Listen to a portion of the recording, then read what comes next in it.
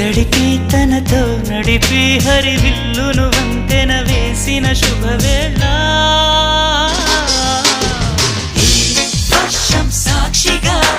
తెలపని నూరాకే సొంతం ఈ వర్షం సాక్షిగా కలపని బంధం మెల్లగా కరగని రెండు మనసుల దూరం చల్లగా తెరవని కొంటి తలుపుల ద్వారం